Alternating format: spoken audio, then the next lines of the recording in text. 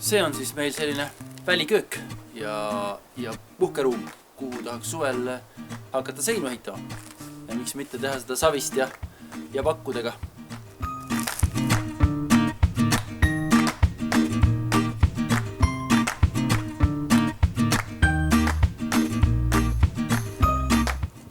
Tavaliselt on siis nii, et kõigepealt teeme seinad ja segame savid ja lauapakud või oksad ja savipahusegud ja siis tuleb ruum aga meil on siin niipidi läinud, et pitsahi on juba valmis.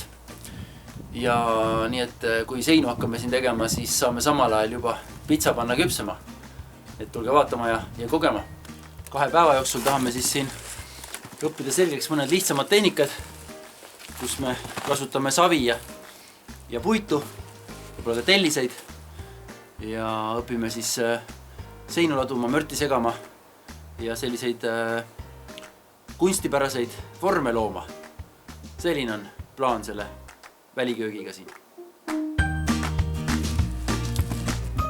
Kui sind huvitavad loodusehituse tehnikad, looduslikest materjalidest ehitamine, kohalikest materjalidest, taaskasutatud materjalidest, millegi ägeda loomine, materjali ringlusse uuesti laskmine, siis siin on see võimalus. Väliköögis on võimalik neid asju proovida ja mine tea, mis sellest kõigest areneb.